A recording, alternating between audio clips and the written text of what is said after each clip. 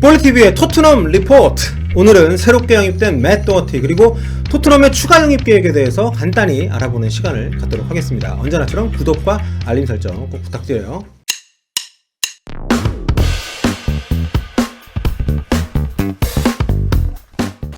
토트넘의 2020-2021 시즌 첫 공식 경기 일정이 얼마 전에 확정이 됐습니다. 프리미어리그 개막일이 9월 12일인 것은 다들 알고 계시죠? 네, 개막 라운드 경기별 킥오프 시간도 각각 결정이 됐는데요. 토트넘의 프리미어리그 개막전은 에버튼과의 홈 경기입니다. 한국 시각으로 9월 14일 월요일 0시 30분, 그러니까 일요일에서 월요일로 넘어가는, 그러니까 일요일 밤이죠.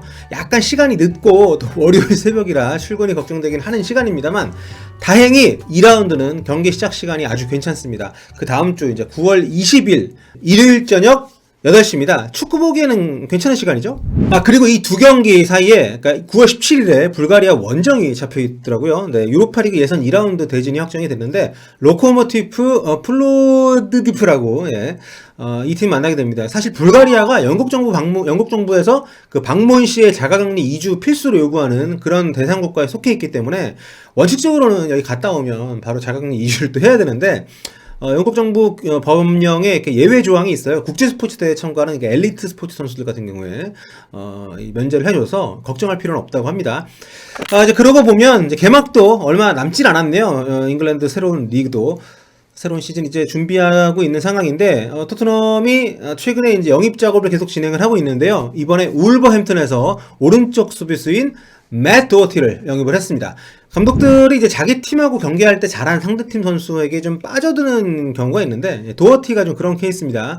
울버햄튼전에서 이 손흥민 선수가 굉장히 그 매번 좀 고전을 했던 것도 도어티 때문인데요. 손흥민의 이제 울버햄튼 평점이 상대적으로 좀 낮은 편입니다. 다른 경기에 비해서. 그리고 무엇보다 이 도어티 같은 경우에는 최근 토트넘 원정으로 왔을 때도 골을 터뜨렸어요. 측면 수비수인데. 이게 참 재밌는 게, 토트넘 팬들이 그럼에도 불구하고 이 친구를 별로 반기질 않았습니다. 왜냐하면 아주 공개된 아스날 팬이거든요. 그러니까 예전부터 SNS에 나는 영원히 아스날 팬이다 이런 글 올려가지고 이제 군어 인증을 했었기 때문에 토트넘 팬들이 탐탁치 않게 생각을 했었죠. 그래서 한 아스날 팬이 이런 얘기를 했더라고요. 너희 토트넘은 우리가 싫다면서 왜 아스날 팬들로만 오른쪽 수비를 채우는 거냐 이렇게. 과거에 그 오리에가, 찾아보시면 나옵니다, 여러분. 오리에가 토트넘 오기 전에 아스날 팬이었어요. 그래서 아스날 유니폼 입은 사진도 많이 있고.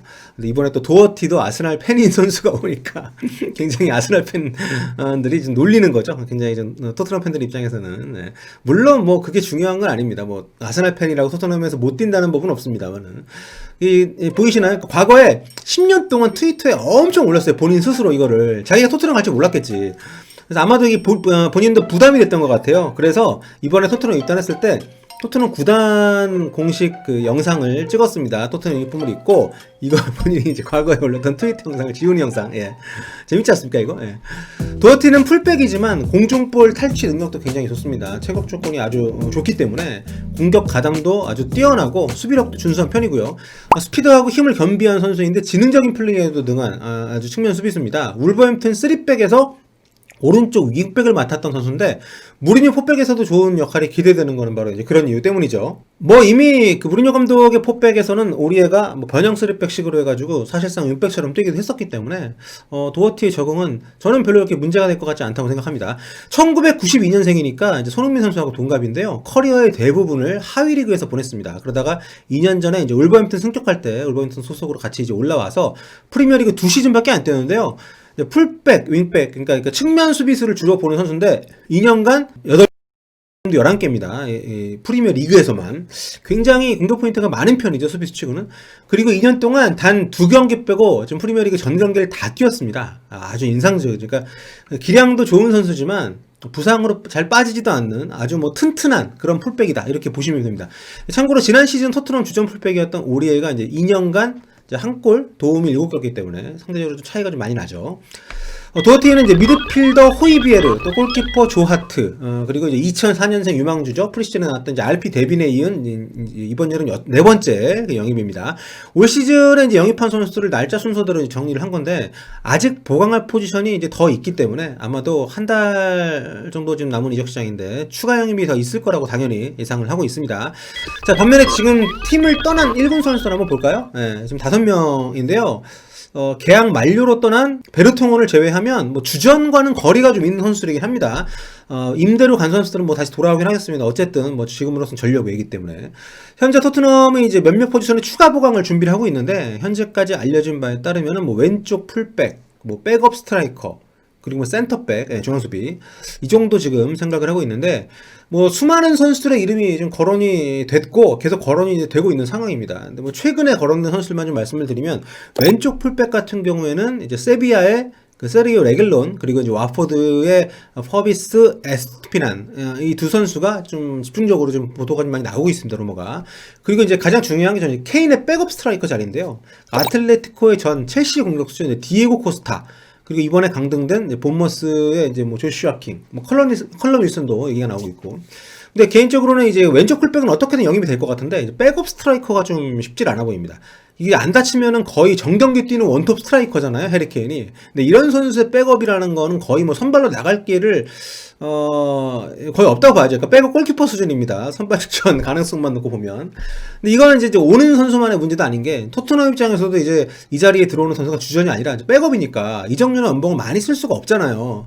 예를 들어가지고 지금 현지 보도에 따르면 본머스의 칼럼 윌슨이 토트넘에 원했던 주급이 75,000파운드라고 하는데 이게 손흥민 선수 절반 조금 넘는 수준인데 로셀소가 지금 7만 파운드니까 로셀소보다 많은 액수죠. 그러니까 좀 상당히 부담스러운 금액이라고 볼 수 있습니다.